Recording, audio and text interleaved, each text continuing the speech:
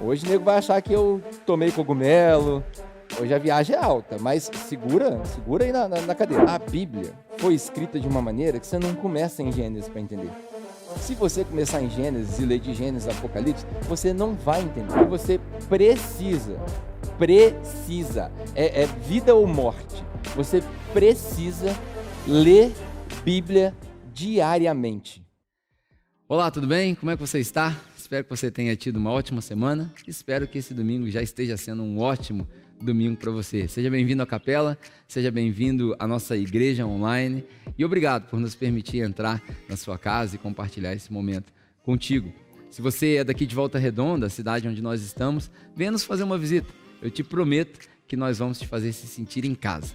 Agora, se você não é daqui de Volta Redonda e talvez não tenha nenhuma igreja ainda, manda uma mensagem para a gente. Eu quero te ajudar a encontrar uma igreja saudável aí perto de você, para que você possa encontrar também uma família.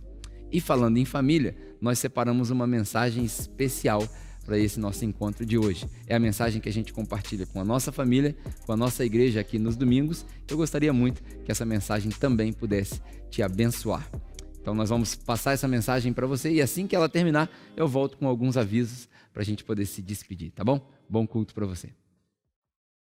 Bom, hoje eu estou com abstinência, para quem não sabe, para quem já é da igreja aqui há muito tempo. Eu fui proibido de pregar nas últimas 7 semanas, eles me colocaram de castigo, e aí agora eles me liberaram, então hoje eu vou falar pra caramba. Então hoje todo mundo vai sair daqui com fome. Não, brincadeira, eu prometo ser bem rápido, mas eu queria compartilhar com vocês o final dessa série sobre provérbios. Eu acredito que a gente aprendeu muita coisa, eu acredito que nesse tempo a gente aprendeu a ler provérbios, e hoje eu queria fazer um negócio diferente com vocês. Eu sei que o pessoal que pregou aqui, todo mundo deu show, né? O pessoal trouxe slide e tal. Eu não tenho essa inteligência toda, então eu vou recorrer aos recursos arcaicos. Mas eu queria compartilhar com vocês um negócio assim do fundo do meu coração. Durante essa série, eu me propus a ler Provérbios de novo, né? A gente está terminando agosto, então eu li Provérbios 2 vezes. Mais ou menos, né? Porque tem os dias que a gente pula, o dia que a gente não lê Bíblia. Mas assim, eu consegui ler mais ou menos 2 vezes. Espero que você tenha conseguido fazer isso também. E aí, eu descobri um negócio novo que eu acho que você nunca viu na Bíblia. Eu descobri um negócio que eu acho que você nunca viu na Bíblia. E aí o meu objetivo hoje é te mostrar isso. Mas antes, eu queria fazer uma pesquisa aqui só para eu saber com quem eu estou falando. Quem aqui já assistiu O Senhor dos Anéis? Levanta a mão aqui só para eu... Pô, metade da igreja é nerd aqui. Olha só. Todo mundo assistiu O Senhor dos Anéis. Deus é bom. Rapaz, eu nunca consegui assistir O Senhor dos Anéis. Eu começo a assistir O Senhor dos Anéis, aparece aquele hobbit lá na tela, eu falo, já desisti. Mas o meu pai é viciado em Senhor dos Anéis. Não só ele assistiu os filmes, como ele leu os livros. Agora vamos fazer uma pesquisa aqui. Quem é que leu os livros do Senhor dos Anéis? Só, Dani. Ó, você vê como é que... Ó, quem? Ah, não, o Pedro não é regra, gente. O Pedro não é regra. O Pedro é escritor, o Pedro já escreveu o livro igual dos Senhor dos Anéis, é outro papo, ele não é padrão de regra. Mas, enfim, a maioria das pessoas não leu. E aí eu fui descobrir, conversando com meu pai, há 2 semanas atrás, que o Senhor dos Anéis tem tudo a ver com a Bíblia. Você sabia disso? O Senhor dos Anéis tem tudo a ver com a Bíblia. E aí meu pai me falou o nome a Dani está celebrando ali agora, ó. Ela vai receber um batismo novo agora, ela está ali, ó, glória a Deus. Mas tem um livro da coleção do Senhor dos Anéis, me perdoem, eu provavelmente vou falar errado. Acho que é Silmarillion. É a intenção do autor, o J.R. Tolkien, de contar a origem do mundo do Senhor dos Anéis ali, de todos os personagens. Não é isso? Estou certo? Eu estou contando a história pelo que meu pai me falou. Eu não li o Silmarillion, mas eu vi aquilo ali, meu pai contando, e eu falei, cara, que negócio louco. E aí eu descobri também que o Senhor dos Anéis foi escrito em 1954. Vocês sabiam disso? Em 1954. E que hoje tem mais de 8 livros do Senhor dos Anéis, dos quais 3 ou 4 estão interminados, os filhos estão terminando, os filhos do J.R. Tolkien. E aí eles são interminados porque o cara era um gênio, o cara falava várias línguas. Você sabia que ele inventou uma língua? O cara inventou uma língua. Lembra quando a gente era criança, que a gente escrevia no caderno aquelas letras diferentes para ninguém descobrir? Quem lembra disso aqui? O cara inventou uma língua. E aí ele fez todo esse lance. E aí o que o Senhor dos Anéis tem a ver com a mensagem de hoje? Nada, era só para prender a atenção de vocês mesmo, porque foi um fato que eu descobri. Não, na verdade, tem tudo a ver. Quando eu percebi isso daí, falei, cara, eu preciso mostrar para as pessoas que a Bíblia também é assim. Porque o começo da história do Senhor dos Anéis começa nesse livro, Silmarillion. Mas a maioria das pessoas só vai ler esse livro depois que leu os primeiros livros do Senhor dos Anéis. É verdade ou não é? Ninguém lê primeiro. E aí a gente entende a história de trás para frente. Quando você acaba de ler, você fala assim, agora eu entendi por que o Hobbit é assim. Agora eu entendi o porquê da Sociedade dos Anéis. Agora eu entendi. Não é assim, o pessoal que leu o Senhor dos Anéis é assim. Assim também é a Bíblia. A Bíblia foi escrita de uma maneira que você não começa em Gênesis para entender. Se você começar em Gênesis e ler de Gênesis a Apocalipse, você não vai entender. E isso eu estou falando de experiência própria. Eu, quando era recém-convertido, quando Jesus me salvou, o pastor falou para mim assim, eu falei para ele, o que eu tenho que fazer, pastor? Ele falou, vai para casa e lê a Bíblia. Aí eu fui para casa e li a Bíblia em 2 semanas. Voltei para a igreja, acredite ou não, eu li a Bíblia em 2 semanas. Pulei um monte de coisa, porque todo mundo sabe aqui que a Bíblia tem um monte de coisa igual, que a gente não consegue entender. Quando começa aquele negócio de genealogia, então, cada nome esquisito, eu fui pulando tudo. Eu sei que eu cheguei na igreja e falei, pastor, acabei. E agora, o que eu faço? Acabou o quê, meu filho? Acabei a Bíblia. Aí ele perguntou para mim assim, mas o que você entendeu? Eu falei, nada, não entendi nada. Tudo confuso esse livro, é uma linguagem difícil, não tem nexo. Você sabia que eu falei para ele, você sabia que tinha história repetida na Bíblia? Aposto que o senhor não sabia. Aí ele falou, eu sabia, pastor Nilson de Mars, né? Aí ele falou assim, meu filho, você leu errado. Eu falei, ó, lá vem os crentes com as pegadinhas deles, né? Leu errado como assim, pastor? Você tem que começar no meio. Aí eu falei, não, vocês não batem bem da ideia, não. Porque vocês falam para eu ler um livro, o livro é confuso, tem história repetida, não faz sentido, e ainda tem que começar do meio, para depois voltar lá atrás. É o Senhor dos Anéis. É a Bíblia. Não é verdade? É a Bíblia. E aí, lendo Provérbios, eu descobri um negócio nessas últimas 2 semanas, depois de ler 2 vezes, e olha que eu já tinha lido Provérbios várias vezes. E aí, depois de ler assim intensamente, eu descobri um negócio, eu falei, cara, eu tenho certeza que a igreja não sabe disso. Então eu quero compartilhar com vocês isso daí. Nós vamos fazer uma viagem hoje. Eu espero conseguir falar tudo isso em 40 minutos, mas eu já sei que não vai dar certo. Então na hora que você começar a falar assim, pô, estou inquieto, estou com fome, quero ir embora, porque o crente é assim, né? Deu meia hora, 11h30, tem que ir embora. Relaxa. Hoje nós vamos terminar um pouquinho mais tarde, mas eu garanto para você que vai valer a pena. Amém? Não é porque eu estou pregando não, que eu estou com abstinência não, é porque é um negócio muito novo. Eu tô empolgado com isso daí. Então assim, eu não trouxe script, eu não trouxe nada gravado, é tudo do fruto dessa descoberta e eu vou tentar compartilhar com vocês. Eu espero que eu consiga. Durante a semana eu preguei para mim mesmo e na hora que eu fui ver eu já estava falando meia hora, eu falei, caramba, eu falei o negócio todo. Olha só, e eu não tinha anotado nada. Eu prego fraquinho, prego mal para caramba, eu preciso já de script. Então hoje eu não tenho script, hoje nós vamos dar uma viajada, mas eu espero que você aprenda bastante com isso daí, tá bom? Então vamos lá. Se você puder trazer para mim meu assistente aqui, meu flip chart. Olha como é que nós somos modernos hoje. Flip chart. Põe ele aqui na frente mais um pouquinho para mim, por favor. O centro das atenções hoje é isso aqui. Ó. Você não precisa nem prestar atenção em mim. Dá para todo mundo ver? Dá para todo mundo ver? Show. Então nós vamos fazer uma brincadeira de escola aqui. Hoje eu tô de professor. Se vocês não aprenderem nada, depois vocês reclamam com o Washington Fernando. Aqueles que são pastor da igreja agora, eles que me botaram para pregar. Show? Vamos lá. A história começa, essa história toda começa, e guarda bem isso que eu vou te falar. O objetivo dessa brincadeira aqui, dessa ilustração aqui, quando a gente terminar, eu quero que você saia daqui convicto de que você precisa, é vida ou morte, você precisa ler Bíblia diariamente. Amém? Amém? Você sabe que eu conheço crente que não lê Bíblia? Eu sei que aqui não tem. Mas sabe, pessoal, das outras igrejas, né, que não lê Bíblia? Eu não consigo entender como é que o crente não lê Bíblia. Você sabe que quando eu não leio Bíblia, eu tenho crise, eu começo a tremer, eu começo a babar, assim, ó. Eu sou viciado. É verdade. Eu fico em casa assim, amor, eu preciso ler. Às vezes eu vou para a cama dormir, eu falo assim, eu preciso ouvir pelo menos um versículozinho assim de provérbio para eu poder dormir em paz. É meio religiosidade isso aí também, coisa que eu não consegui me livrar ainda. Mas a verdade é que o crente precisa ler Bíblia diariamente. Se você não está lendo Bíblia diariamente, hoje eu vou te colocar na parede. Porque depois que você ouvir isso daqui, você vai falar assim, cara, eu não sabia que tinha tanta coisa aí dentro que eu estava perdendo. E aí, se isso aqui não te fizer ler Bíblia, nada mais faz. Não tem jeito. Não tem Espírito Santo que vai convencer seu coração de pedra a ler Bíblia. Grava bem isso que eu estou te falando. Então, a história toda começa em Gênesis. Nós não vamos ler Gênesis, porque, como eu falei, a gente vai passar muito tempo lendo Gênesis.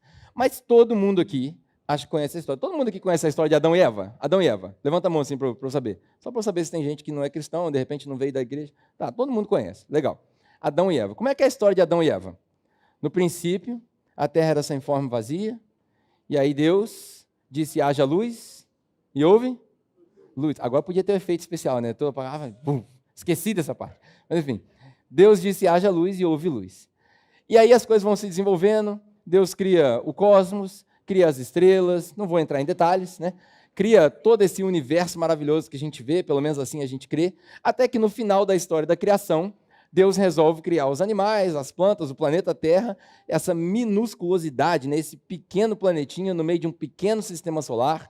Esses dias eu vi uma ilustração dizendo que se a gente mandasse um telescópio para Saturno, e só de chegar em Saturno, se a gente olhasse, desse a volta, né, no telescópio, e olhasse para a direção do planeta Terra, e através dos anéis de Saturno, só comparado com os anéis de Saturno, não estou falando do sistema solar inteiro, não. Só os anéis de Saturno, se a gente comparasse as pedrinhas, né, os asteroides que ficam ali em volta dos anéis de Saturno, porque, para quem não sabe, não é um anel assim igual esse daqui, né, são várias pedras, todo mundo entendeu, né? A Terra seria desse tamanho aqui, ó. Conseguiu ver? Esse é o tamanho da Terra. Comparado com os anéis de Saturno. Não estou nem comparando com o sistema solar, com o Sol, nada disso. Desse tamanhozinho aí. Então, Deus resolveu criar isso tudo, e aí, a Rê falou muito bem aqui no começo do culto, né, no pré-culto, que os gregos tinham a mania de criar deuses à sua imagem e semelhança. A gente lê que Deus criou o homem à sua imagem e semelhança, homem e mulher ele os criou. Mas a gente virou essa história, a gente criou ídolo, criou um monte de coisa, e no final, a gente, com essa pretensão exorbitante, a gente acha que nós somos o topo da criação, né? A gente acha que, nossa, Deus criou isso tudo para nós, sendo que a gente não consegue viajar nem para o próximo planeta porque a gente morre no meio do caminho, porque a gente não vive isso tudo. Mas, enfim, não vou entrar nesse detalhe. Eu, particularmente, não acho que a humanidade é o plano de Deus. Eu acho que a humanidade é parte do plano de Deus. Tem muito mais coisa por isso daí. Eu sei que é assustador, e eu sei que vai de encontro a muita coisa que a gente aprendeu, mas esse também não é o ponto da mensagem hoje. Deus criou lá em Gênesis. E aí, na história de Gênesis, vamos reduzir para nós, no nosso planeta. Quando ele cria o homem e a mulher, ele junta os dois, fala, vai ser bom. Tem Gênesis 1 e Gênesis 2, que é mais ou menos a mesma história, de uma perspectiva diferente. Se você fizer essa experiência de ler, você vai ver que Gênesis 1 é bem abrangente, Gênesis 2 já é mais a história da criação da humanidade, do ser humano. E aí ele tem várias coisas para a gente aprender. Por exemplo, a palavra Adão. Você sabe o que significa Adão? Humanidade. Então a gente lê e a gente tem a mania de pensar. A primeira coisa para já desconstruir nossa fé tradicional, né? A gente lê e fala assim, Deus criou o homem e depois criou a mulher. Basta um pouquinho de interpretação de texto para você ver que não é isso. Porque ele fala, Deus criou a humanidade. Homem e mulher, ele os criou. Ao mesmo tempo. Ah, mas Gênesis 2 fala que tirou da costela. Gente, vocês precisam entender um negócio chamado licença poética. Em outras palavras, isso significa o povo lá de trás era burro e não ia entender. O povo não sabia que era genética. O povo não sabia o que é mutação genética. Eles não iam entender o que é um clone, porque a mulher é um clone do homem, só muda um gene. Todo mundo lembra? XY, XX, todo mundo sabe. É XX? É isso que fala? Não. É o quê? XY, enfim. Aí se eu entrar na biologia, aí vai dar rolo. Mas enfim. Deus criou a humanidade. Homem e mulher, ele os criou. Depois vem a licença poética de Gênesis 2. Isso é a minha opinião, tá? Você não precisa concordar, você pode ter outra opinião também, não tem problema. Mas, para a ilustração de hoje, a gente vai chegar aqui. Quando ele cria o homem e a mulher, depois que ele cria o homem e a mulher, ele cria um negócio que nós chamamos de jardim. Jardim? Então, mais um erro nosso aí. Porque, e eu sei que isso é bobo, mas você precisa entender. A gente chama de jardim do Éden, mas não é jardim do Éden. É um jardim no Éden. Por quê? A palavra Éden não é o jardim. Você sabe o que significa a palavra Éden? Agora que começa a ficar bom. A palavra Éden significa prazer. Prazer. Plenitude. Lembra quando a gente conta a história de que lá na ressurreição não vai ter dor, não vai ter choro, e a gente vai ter um prazer constante? Deixa eu ver se tem criança na sala aqui. Tem. Não posso falar. Já entendeu o prazer? Que as crianças não podem ouvir. Alguns teólogos descrevem que a sensação do céu é esse prazer constante. Imagina isso. É um negócio fantástico. Prazer. Aí Deus coloca um jardim no meio do Éden, no meio do prazer. O que é isso? Deus queria que o homem vivesse no centro do prazer dele. Quando Deus criou Gênesis, quando Deus criou essa história, Deus não criou Gênesis, Gênesis é um nome em hebraico significa começo, mas enfim. Quando Deus criou tudo isso na história da criação, Ele determinou que o homem deveria viver no centro do prazer dele. E para viver no centro do prazer dele, grava bem a palavra centro, no centro do prazer dele, nessa plenitude absoluta, onde nada falta, Deus deu várias condições. Ele falou, nesse jardim, humanidade, tem tudo que vocês precisam. Tem vegetal, tem legume, tem até animal aí para vocês. A gente não sabe se eles iam comer carne depois daquilo ou não, porque aparentemente não comia essa carne, porque não tinha morte, não tinha nada. Eu sou da opinião de que o homem foi criado imortal, e aí ele olhou para a escolha que Deus deu, e ele falou assim, não quero mais. Eu sou da opinião que ele deixou de ser. Tem gente que acredita que o homem foi criado mortal, com a possibilidade de ser imortal. Do que eu estou falando? Estou falando das duas árvores, a arvorezinha aqui, né? Todo mundo consegue ver a arvorezinha aqui? Deu para ver, mais ou menos? Deus coloca no centro desse jardim, duas árvores, que são? Quem lembra? A árvore da vida e a árvore do conhecimento do bem e do mal. Aí Deus deu várias condições. Falou, vocês não precisam fazer nada, vocês só precisam cuidar do jardim, só precisam trabalhar no jardim. Tem gente que fala que trabalho é castigo, na verdade trabalho é bênção de Deus. Entendeu? Porque você cuida daquilo que Ele te deu. Nós fazemos o contrário. Deus falou para a gente ficar no jardim e a gente constrói cidade. A gente depreda a natureza, o jardim de Deus, para criar um ambiente confortável para nós. E esse ambiente gera conforto, mas não gera prazer. Porque constantemente a gente está atrás de pagar a conta. Mas Deus já pagou a conta. Desde o começo. Ele não precisou esperar chegar a cruz para pagar a conta. Ele já pagou a conta. Vocês estão entendendo a viagem que eu estou fazendo, não? Está todo mundo entendendo? Hoje a viagem é alta. Hoje o nego vai achar que eu tomei cogumelo. Hoje a viagem é alta, mas segura aí na cadeira. Para viver no centro da vontade de Deus, Deus deu duas condições. A primeira é cuida do que eu dei. E a segunda é não toca na árvore do conhecimento. Presta bastante atenção nessa expressão. A árvore do conhecimento. Basicamente, Deus estava dizendo para eles o seguinte, eu criei vocês, eu dei tudo para vocês. O que não é para saber, vocês não precisam saber. Você só faz o que eu falei. Não precisa saber. Vocês têm uma escolha só. Ou vocês comem da árvore que gera vida, ou vocês comem dessa árvore que vai garantir que vocês vivam eternamente no centro do meu prazer, ou vocês escolhem saber mais do que eu. Qual você vai escolher? Eu consigo ver Adão falando para Deus assim, pergunta idiota, pô. Pergunta idiota, qual que eu vou escolher? Vou escolher a árvore da vida. Eu quero saber de nada mais, eu quero ficar isso aqui, está tudo para mim, tudo tranquilo. Por quê? Essas árvores, né, com os frutinhos aqui, ó, eu trouxe até uma... Ó, para você ver como é que eu caprichei nessa mensagem. Ó. Agora sim. Por quê? Porque a árvore dava prazer de olhar para ela. Éden. Quando Salomão escreve, por exemplo, o Cântico dos Cânticos, que ele fala que ele tem prazer na sua esposa, quando Salomão escreve Eclesiastes, ele fala, tenha prazer na esposa da sua juventude, ele fala, tenha Éden. Está entendendo? Para viver no centro, você podia escolher, a árvore dava prazer de olhar. Prazer. E aí o homem olha, não é a mulher, que a gente lê na história, mais uma vez, licença poética, a gente vê na história que a mulher é a culpada. Aí a gente tem aquela brincadeira dentro da igreja, né? Toda vez que dá errado no nosso casamento, a gente fala, é a mulher que você me deu, Deus. Não é isso, gente. Isso é licença poética. Os dois estavam no jardim, os dois estavam passeando, e aí os dois tinham consciência, tanto ela quanto ele, porque Deus criou a humanidade, homem e mulher. Ele não criou um depois do outro. Eva não estava escondida atrás de uma árvore lá, e aí a serpente falou com ele, vamos passar uma rasteira no seu marido. Não faz muito sentido isso. Porque se fosse assim, Deus não cobraria de Adão. Deus ia virar para Adão e falar assim, não, você tá isento. Vou cobrar só da mulher.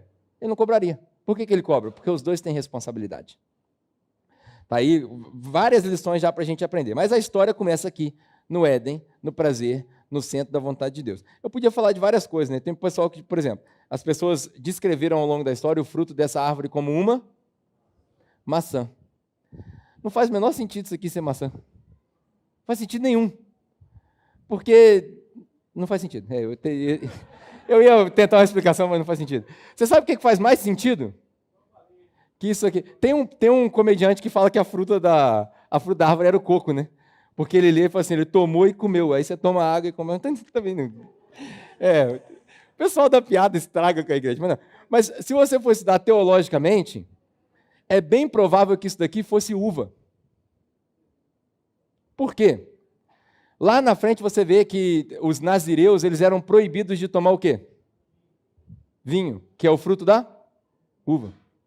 É bem provável que isso seja... Isso é só especulação, tá, gente? Só curiosidade para a gente falar assim, vamos... Sabe aquele almoço de domingo com vários crentes da Assembleia, da Batista Presbiteriana, que você quer causar aqueles debates que não vai a lugar nenhum?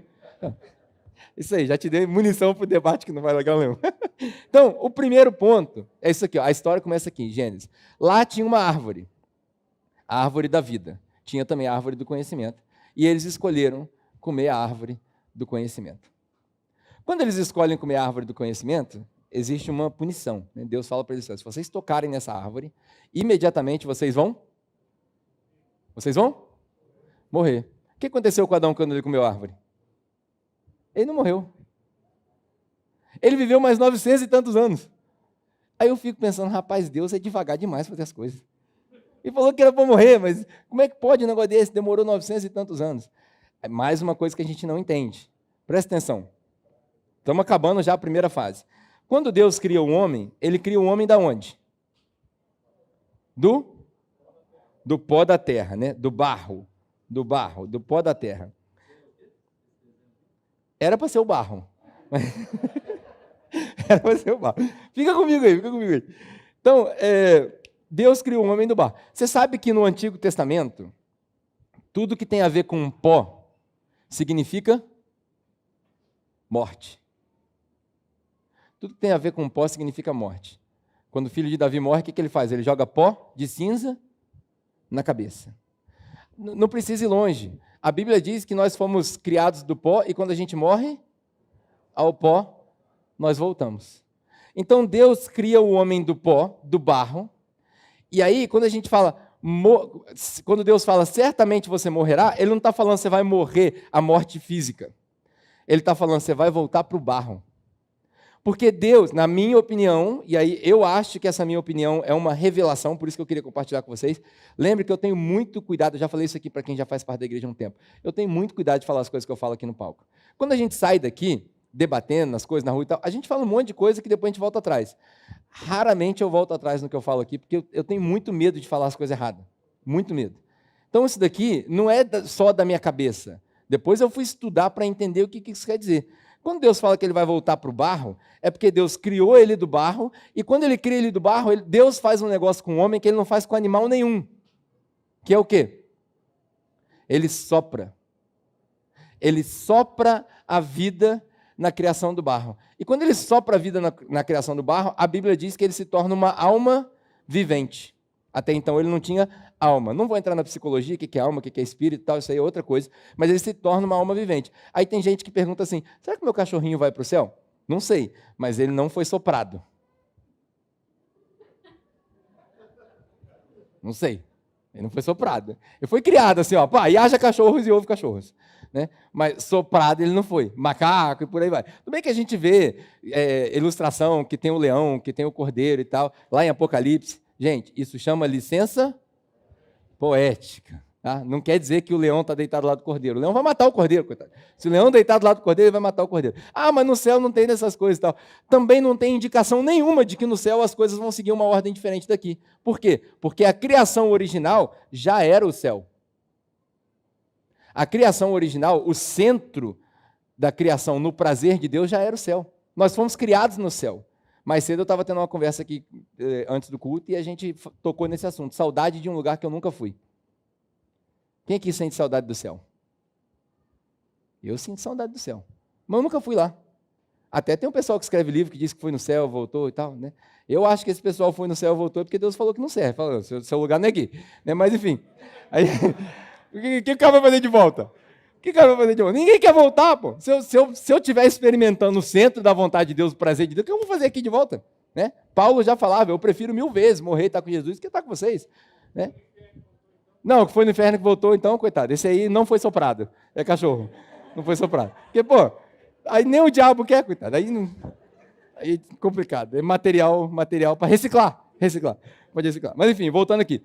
Quando Deus fala, certamente você morrerá, Deus está falando para ele o seguinte, eu te dei o fruto para todos os dias da sua vida, eternamente, dias cronológicos de 24 horas, que Deus criou a ordem natural das coisas, nesse planeta nosso, que fica nessa órbita maluca, no meio de um monte de meteoro, por aí vai, todos os dias, se eu como desse fruto, eu não volto para o barro.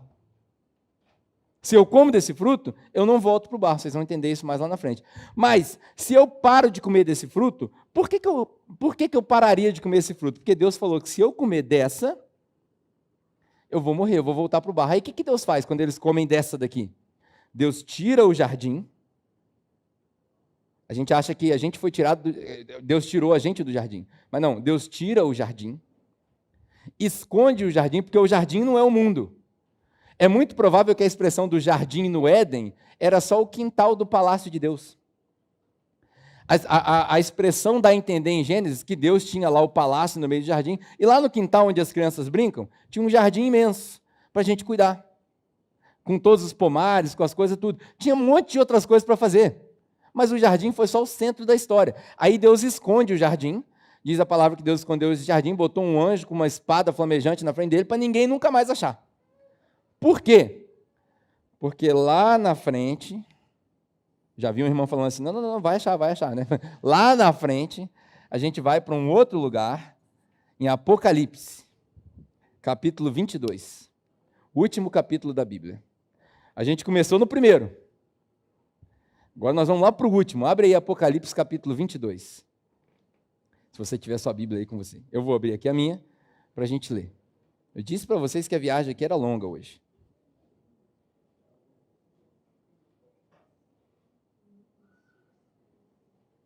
Apocalipse, capítulo 22, a última folha da sua Bíblia.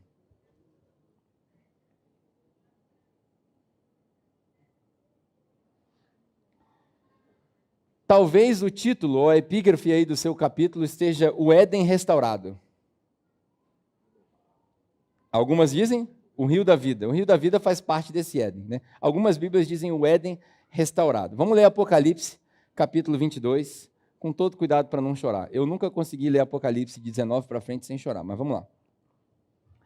Depois de tudo que aconteceu, a gente já falou aqui sobre Apocalipse, tem lá o guia do Apocalipse na internet, se você quiser ver. Apocalipse não é cronológico, não quer dizer que os 1000 anos é 1000 anos, não quer dizer que é 3 sessões das coisas. Se misturar com Daniel, então, aí piorou mais ainda. Enfim, depois você assiste lá o guia para você poder entender. Mas quando chega no 19 para frente, eu tenho a impressão de que o Apocalipse se torna literal a partir dali. Quando tem besouro picando os outros, essas coisas, para mim, ali é uma linguagem figurada. Mais uma vez, licença poética. 19 para frente, parece que João muda a linguagem e começa a ficar literal. Aí nós vamos ler o último capítulo. Né? Depois, em casa, você passa por isso para você poder entender o teor dessa leitura. Mas vamos lá. Então o anjo me mostrou o rio da água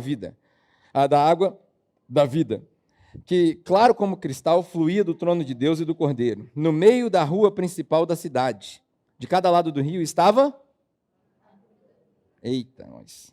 Deixa eu desenhar a árvore de novo aqui. Precisa desenhar? Não, vocês já entenderam, né? No meio do rio né? No meio do rio ali, de cada lado do rio estava a árvore da vida, que frutifica 12 vezes por ano, uma por mês. As folhas da árvore servem para a cura das nações. Cura.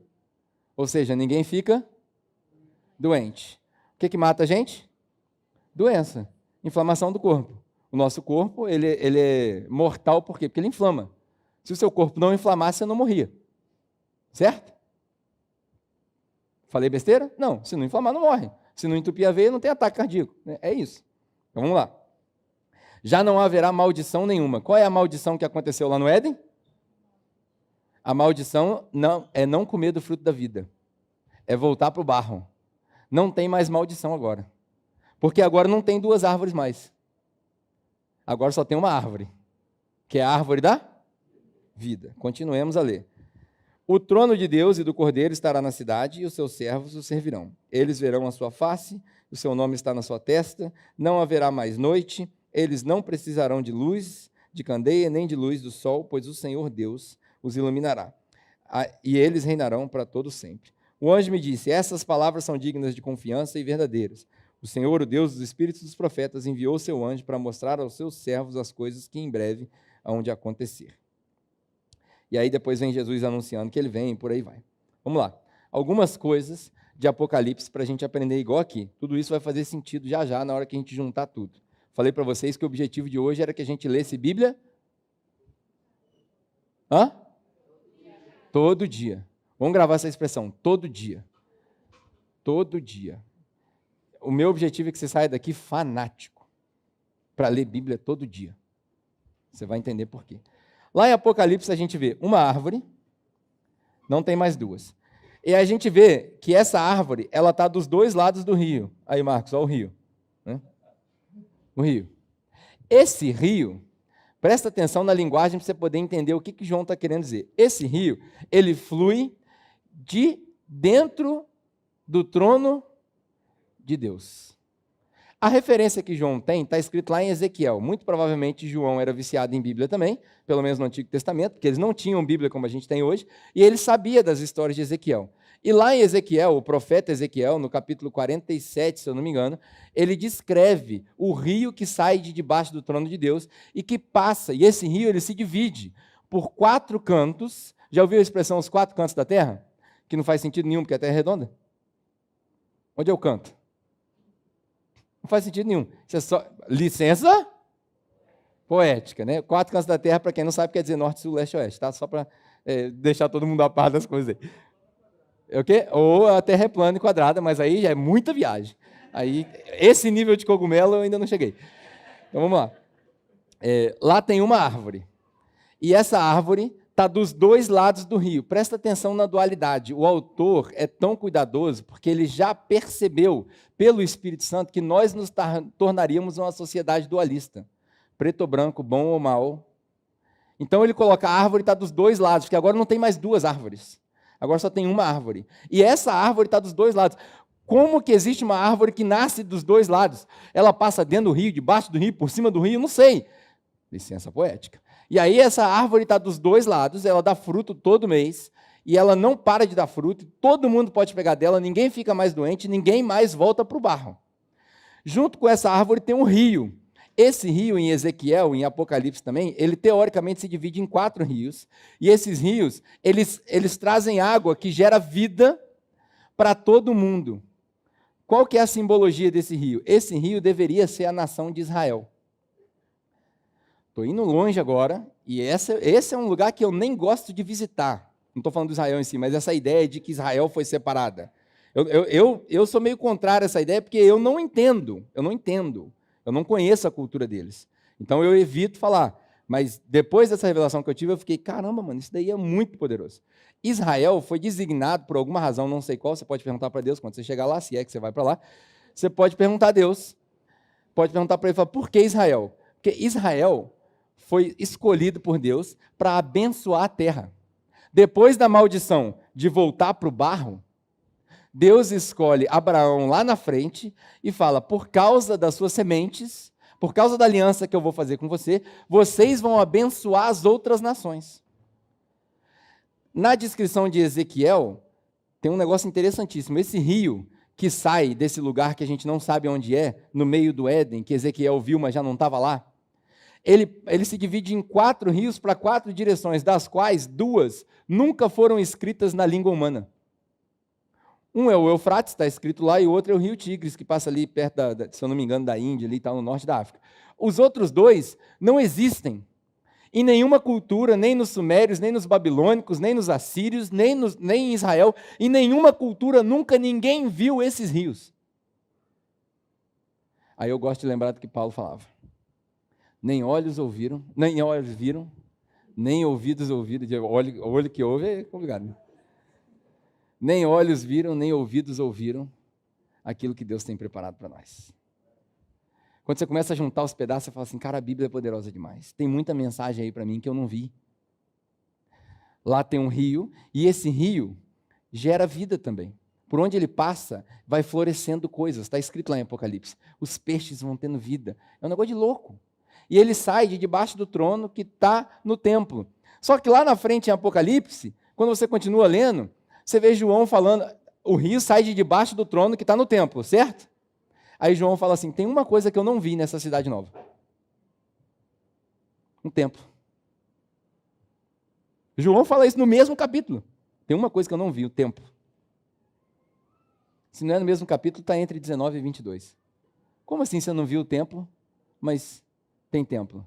Mais uma vez, a gente precisa entender licença poética. E aí ele fala que o próprio Deus é o nosso templo. O próprio Deus é o templo. E aí, não mais a gente vai ao templo em Apocalipse, mas a gente se torna parte do templo. Esse rio, a gente saiu de Senhor dos Anéis para Avatar agora, né? Vai juntando as coisas aqui, junta com a árvore, junta com o rio. Mas esse rio é parte do que sai de dentro da gente. E aí, antes da gente chegar no meio, né? A gente viu aqui, ó, do começo ao fim, certo? Do começo ao fim. De Gênesis a Apocalipse. Nunca preguei na capela de Gênesis a Apocalipse. Olha que coisa fantástica. Agora, no meio da história, vou fazer um triângulo aqui, ó. Triângulo é proposital, porque são 3, né? É a trindade. Então, triângulo é proposital. No meio da história, de acordo com Paulo, lá em Colossenses, Jesus apareceu no momento certo. No momento exato da história. Então, no meio da história, e aí, mais uma vez, licença poética, porque eu não sei. Olha o diabo furioso comigo, a caneta não quer abrir agora.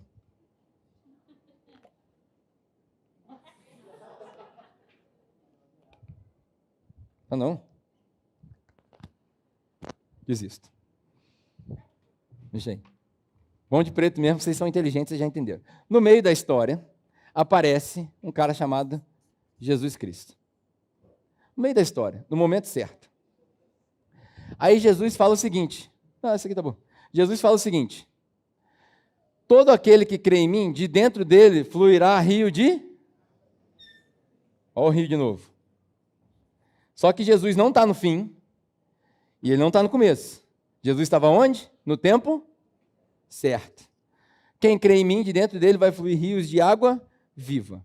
Aí Jesus fala também que daquele fruto, que não era maçã, que provavelmente era uva, e ele fala que esse fruto, que era uva, que deveria abençoar as nações com fruto que traz vida.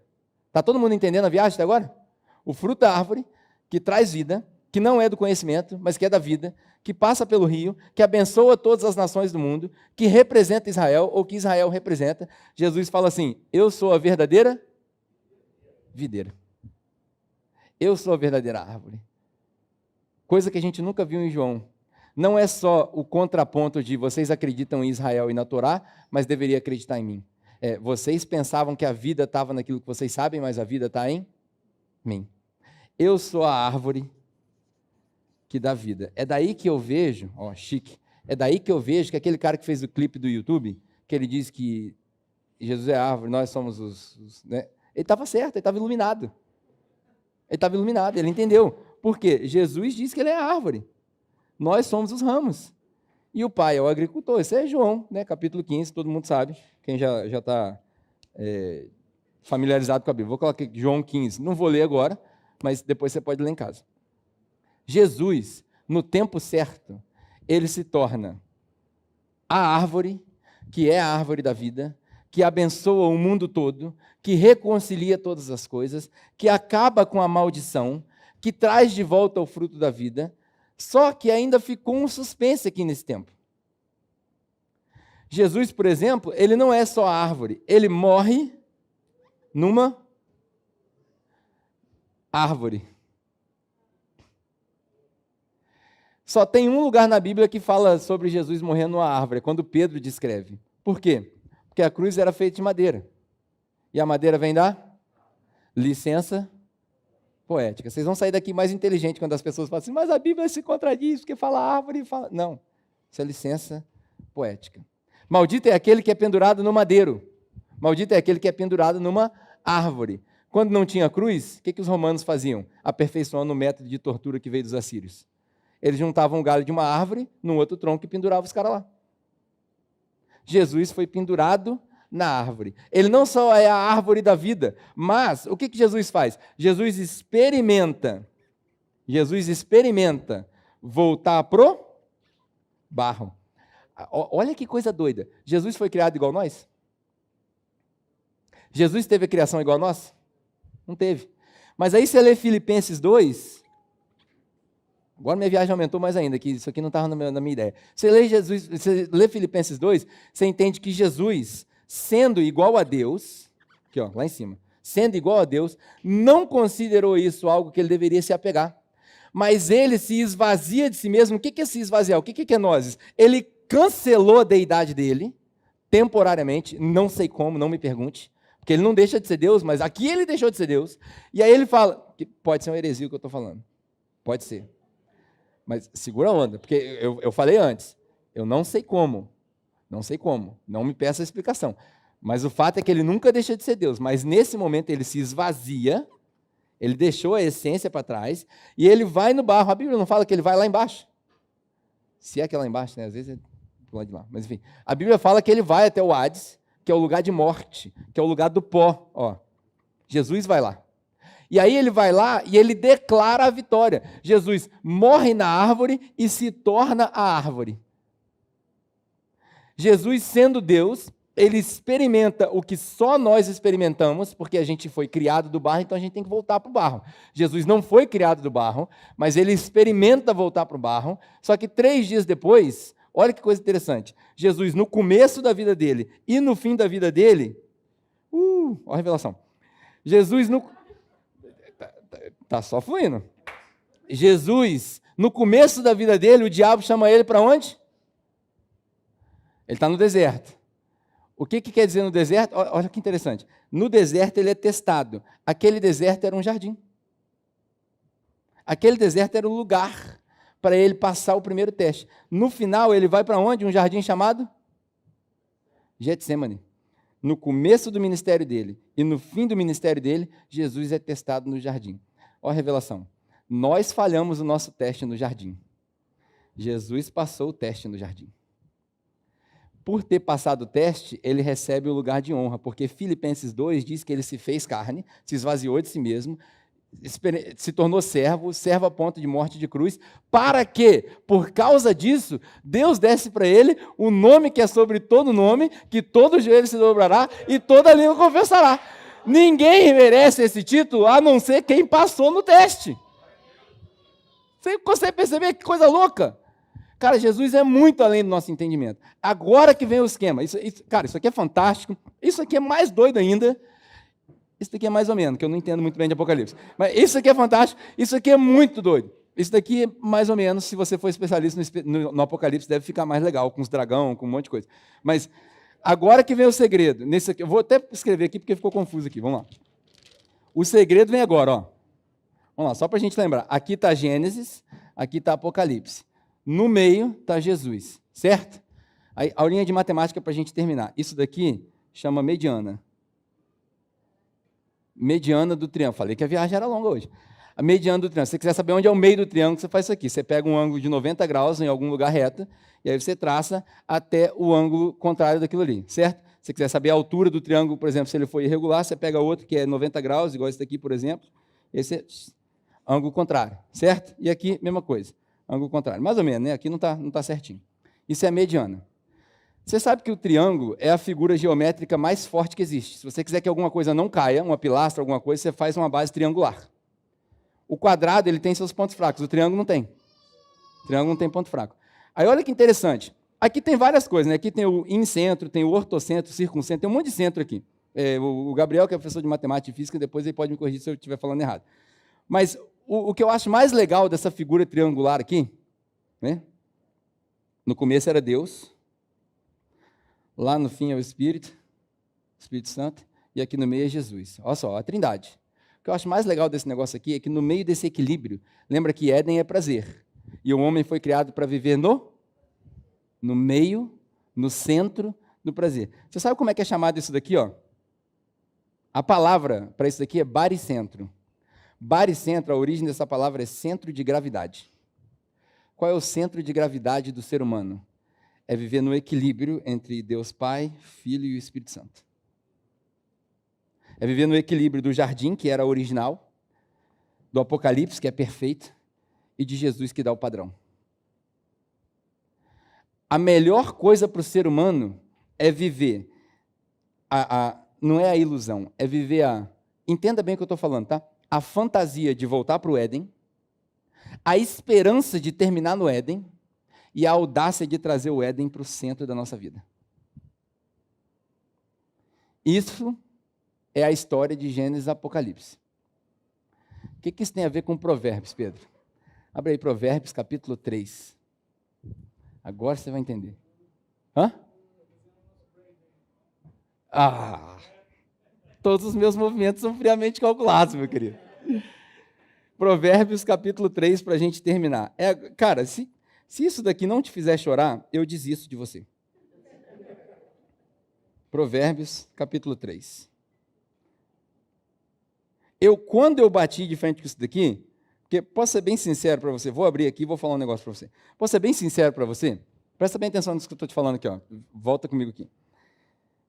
A história de Gênesis eu já conhecia. Como eu estudo isso, eu fui chamado para isso. Então, não é falsa modéstia. Eu sei o que eu estou falando. A história de Gênesis eu já conhecia, da árvore da vida, da escolha do homem. Eu acho que você também já conhecia. Né? Escola bíblica, dominical, coisa básica. Eu já sabia que Éden era prazer, eu sabia do rio, eu sabia disso tudo. Assim, superficialmente, não era um negócio que eu usava todo dia, mas eu tinha esse conhecimento. A história de Apocalipse, para quem não sabe, eu fiz um guia sobre o Apocalipse. Eu me dediquei um tempo para estudar, para falar assim, vamos desvendar isso daqui para poder facilitar para os crentes. Então, eu fiz lá. Modéstia à parte, eu acho que eu entendi mais ou menos. Então, coloquei lá. Já tinha coisa familiar para mim ali. Como eu falei para você, eu não consigo ler Apocalipse sem chorar. Eu consigo sentir o que João sentia. A história de Jesus, eu confesso para você que eu sou meio fraco, né? Porque a gente cai, a gente deixa de ter disciplina. Acho que todos nós somos assim. Mas eu conheço. Né? Eu tenho um casal, por exemplo, que eu faço discipulado com eles, a gente está lendo João. Sinceramente, assim, humanamente falando, eu não preciso ler João, eu tenho decorado. Eu sei o que é João. No princípio era o verbo, João, no capítulo 2 é o milagre do vinho, capítulo 3 é Nicodemos, capítulo 4 é a mulher no poço, capítulo 5 é o céu, capítulo 6 é o pão, capítulo 7 é o festival da luz, capítulo 8 é a verdade. Eu já tenho decorado. Mas toda vez que eu leio é um negócio diferente. É uma revelação diferente. Porque não é sobre a sua capacidade mental, porque a sua capacidade mental mora na árvore do conhecimento do bem e do mal, que nós herdamos. Então a gente foi criado para ser inteligente mesmo, a gente vai acumulando conhecimento. E Deus vai convidando a gente a falar o seguinte: nós estamos acostumados a gritar independência, a gente quer independência, né? Igual o grito da independência, que é falso também no Brasil, mas enfim, o tal do independência ou morte, a gente gritou no jardim, independência é morte, porque a gente se tornou independente de Deus e voltamos para o barro. Esse é o nosso futuro. Então, modéstia à parte, o que eu via disso daqui eu já conhecia. Agora, isso que nós vamos ler agora, eu nunca tinha visto. Nunca tinha visto. Que é Provérbios, capítulo 3. Por mais que eu já tinha lido. Vamos ler, a gente vai destrinchar várias coisas, eu prometo que eu estou acabando. Essa é a última coisa que eu vou falar, né, essa exploração aqui do capítulo 3. Meu filho, não se esqueça da minha lei. Qual que é a lei de Deus? Qual que é a lei de Deus? Aí o pessoal vai falar a Torá. Não, cara. A lei de Deus é cuidar do jardim. Essa é a lei de Deus. Cuida do jardim. Não se esqueça da lei de Deus. Cuida do jardim e não toca na árvore do conhecimento do bem e do mal. Isso é a lei. É o que não altera. É a lei. Meu filho, não se esqueça da minha lei. Guarde no coração os meus mandamentos, pois eles prolongarão a sua vida por muitos anos e darão a você prosperidade e paz. Prolongarão a sua vida. Pode anotar aí com a licença poética que vai te garantir a vida eterna. Continuamos. Que o amor e a fidelidade jamais o abandonem. Prenda-os ao redor do seu pescoço, escreva na tábua do seu coração. Isso aqui é uma referência, uma alegoria aos mandamentos escritos na tábua. Então você terá o favor de Deus e dos homens e boa reputação. Confie no Senhor de todo o seu coração e não se incline no seu próprio entendimento. Ó a árvore de novo aí. Deus lá no jardim falou assim, olha só, confie em mim e não no seu entendimento. Aí o homem fala o quê? Não, confio em você não. Eu quero o meu entendimento. Eu quero a minha independência. Reconheça o Senhor em todos os seus caminhos e Ele endireitará as suas veredas. Não seja sábio, mesma coisa, não seja sábio aos seus próprios olhos. Tema o Senhor e evite o mal, isso dará a você saúde ao corpo. A gente já falou aqui sobre inflamação, sobre não morrer. E vigor aos ossos. Honre ao Senhor com todos os seus recursos e com os primeiros frutos de todas as suas plantações. Está aqui uma alegoria para você poder entender. Tudo que você tem de dinheiro, tudo que você tem de recurso não é seu, porque nada é seu, nem a vida é sua. Então, entende o que Deus está fazendo no seu tempo, a obra que Deus está fazendo na sua vida, através da sua vida e contribui. Se é na igreja, que seja na igreja, amém, glória a Deus. Se não é na igreja, faz em algum outro lugar, meu irmão. Mas faz, não fica segurando dinheiro que você vai morrer e ele vira pó igualzinho você. Então, esquece isso daí também. Os seus celeiros ficarão plenamente cheios. Olha que interessante, olha o que Deus fala. Provérbios não é um livro de promessas, mas é um livro de princípios. Se você honrar a Deus com seus primeiros recursos, os seus celeiros serão cheios. É um princípio. Vai acontecer com todo mundo? Não. Pode acontecer de você dar tudo que você tem e ficar pobre? Pode. E aí o que você vai fazer? Vai dar glória a Deus, porque você é digno de perder tudo que você tem pela obra de Deus. Esse é um conceito que não se fala muito hoje em dia. A gente fala sobre ganhar, né? Mas seus celeiros ficarão plenamente cheios e seus barris transbordarão. Meu filho, não despreze a disciplina do Senhor. Olha só, quando Deus tira o jardim da gente, isso é um ato disciplinar. Na verdade, é um ato de misericórdia de Deus. Porque se o homem tivesse acesso à vida eterna com o conhecimento do bem e do mal, nós viveríamos eternamente na maldade. Aí Deus fala o seguinte, tira isso, porque lá no tempo certo eu vou abrir o caminho de novo. Tira a possibilidade deles, lá no tempo certo, eu vou abrir o caminho de novo. Não despreze a disciplina do Senhor, nem se magoe com a sua repreensão, pois o Senhor disciplina quem Ele? Se Ele não amasse, Ele deixava a gente sofrendo. Assim como o pai faz com o filho de quem deseja o bem. Como é feliz o homem que acha a sabedoria. Agora que vem a revelação, presta atenção. Como é feliz o homem que acha a sabedoria. A gente falou aqui em Provérbios, que o Provérbios é um livro que vai te tornar mais sábio. Que em Provérbios a gente tem os conselhos do pai e a gente tem a senhora sabedoria. De acordo com essa sabedoria, você vai ler no capítulo 3 mesmo, Deus criou os céus, Deus criou a terra, Deus criou tudo. Ela estava lá desde o princípio. Como é feliz um homem que encontra a sabedoria, o homem que obtém o entendimento. Pois a sabedoria é mais proveitosa do que a prata e rende mais do que o ouro. É mais preciosa do que os rubis. Nada do que você pode desejar, olha aí, desejar. O que é a palavra desejo? Éden. Nada é mais Éden do que a sabedoria.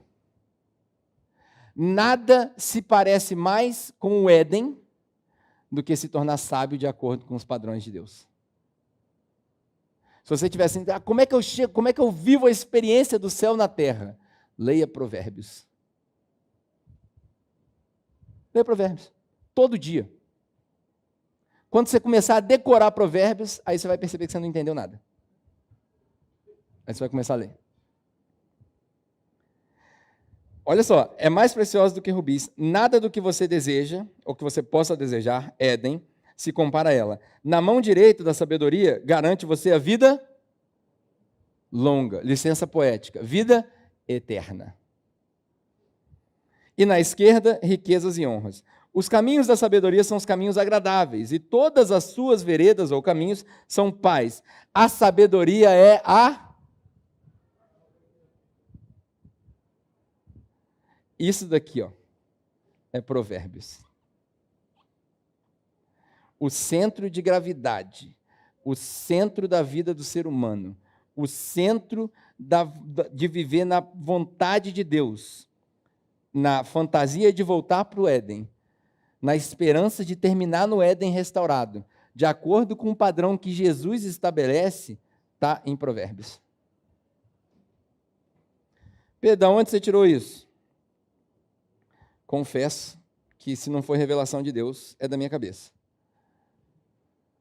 Mas se você entendeu o que eu entendi, e se você entendeu que a Bíblia não brinca, isso daqui não é brincadeira. A Bíblia não é brincadeira. Se você entendeu o que está escrito aqui, é a palavra de Deus, completa ou não, mas que tem valor, que pessoas morreram para deixar isso aqui escrito para nós, de que por alguma razão Deus resolveu se comunicar com a humanidade através da palavra escrita, não tem como você ver como acidente várias vezes a palavra árvore da vida descrita como a sabedoria em Provérbios.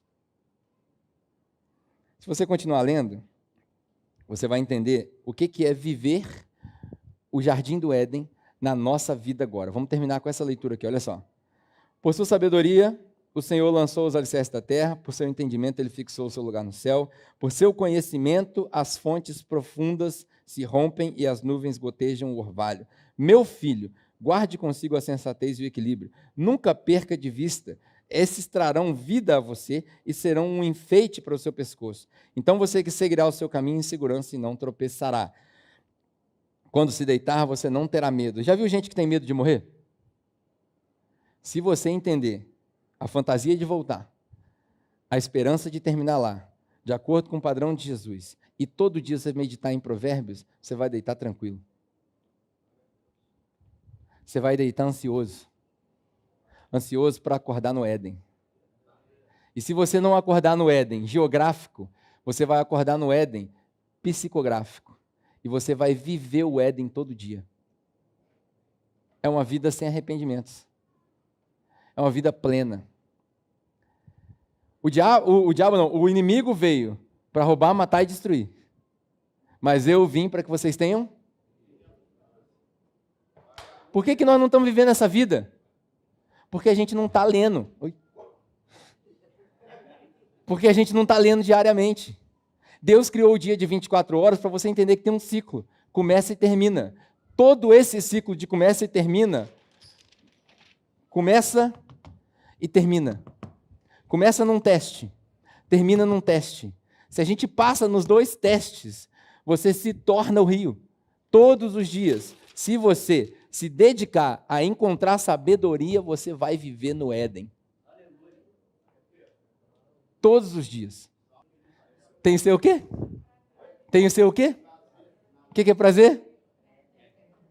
Obrigado, meu irmão. É isso, cara. Por que nós não estamos vivendo uma vida plena?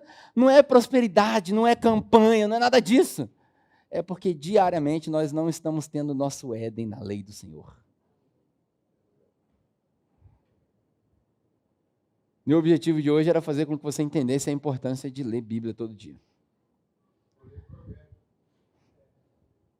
Eu tenho um exercício.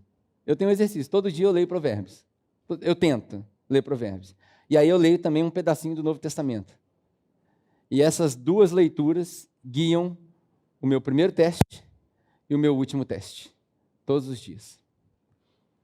Como eu disse, se a gente sair daqui hoje e você não sair decidido a se tornar um povo que lê Bíblia, eu falhei na minha missão. Amém? Deus abençoe vocês e que vocês sejam repletos de sabedoria para viver o Éden todos os dias. Tenham um ótimo domingo. E domingo que vem a gente se vê. Show? É isso. Acabei, gente. Pode ir embora. Já acabou, já. Põe a música aí. Ah, falta paz, né? Vamos orar então. Então vamos orar. Vamos orar que o povo crente gosta de orar. Pai, nós te agradecemos por essa manhã, te agradecemos pela oportunidade de celebrar, Pai, todas essas fases que nós vivemos aqui na igreja. Principalmente nós te agradecemos por essa riqueza. Pai, faz com que essa ilustração ridícula do Pedro entre no coração das pessoas, para que eles meditem todos os dias na sua palavra. Que a gente seja um povo guiado pela sua palavra, Como o nosso irmão Luiz Felipe falou, que nós sejamos um povo que todos os dias tem o seu prazer na meditação da sua lei. Pai, que essas palavras não sejam só um eco nos nossos ouvidos, mas sejam um marco na nossa vida. Nós entregamos, ó Pai, a nossa vida para o Senhor. Nós queremos viver o Éden. Nós não queremos recompensa, porque a nossa recompensa está no Senhor. Nós nos consideramos igual ao povo da tribo de Levi. A nossa recompensa é o Senhor. Nós queremos ver isso todo dia. Nós temos consciência, Pai, de que o nosso corpo é material, de que o mundo é falho, mas acima de tudo isso nós entendemos que o nosso espírito foi soprado pelo Senhor e é o Espírito que reina em nós. A batalha é infindável entre carne e espírito, mas todos os dias nós queremos mortificar a nossa carne, para que o Espírito seja vivificado em nós, para que nós tenhamos essa experiência de receber o sopro, o ruá de Deus todos os dias e viver o Éden, essa revelação todos os dias. Pai, abençoa os meus irmãos, enquanto nós nos despedimos, que nós tenhamos mais um bom tempo de comunhão aqui, que nós possamos bater papo e que nós possamos sentir o seu Espírito Santo ventando sobre nós. Literalmente, ventando sobre nós. Que nós sejamos cobertos com a sua graça e misericórdia e com o seu favor, como o próprio livro de Provérbios, no capítulo 3, diz. Que essa cobertura de favor nos leve a uma vida sábia, longe da tentação, resistentes ao nosso inimigo, santos e santificados na sua palavra. Em nome de Jesus. Amém. Um ótimo domingo para vocês, obrigado por vocês terem vindo. A gente se vê aqui domingo que vem ou durante a semana nos nossos grupos de conexão. Um abraço. Bom, é isso. Eu espero que você tenha sido edificado por essa mensagem. Espero que você tenha percebido o valor nessa mensagem e que ela possa te fazer pensar e te ajudar a se transformar um pouquinho a mais cada dia. Antes da gente se despedir, eu queria te recomendar que você participasse de uma das nossas igrejas. Nós temos várias igrejas, grupos pequenos de pessoas que se reúnem toda semana. A gente chama esses grupos de conexão, que é onde você se conecta com outras pessoas. Ali a gente discute um pouco da mensagem, ali a gente aprende um com o outro sobre aquilo que Deus vem falando com a gente através da nossa leitura, ali a gente divide as nossas dores, enfim, nós temos vários grupos presenciais e online. Caso você queira participar de um, eu gostaria que você escaneasse esse código que vai aparecer aqui na sua tela e aí a gente vai envolver toda uma equipe para poder te indicar um bom grupo de conexão.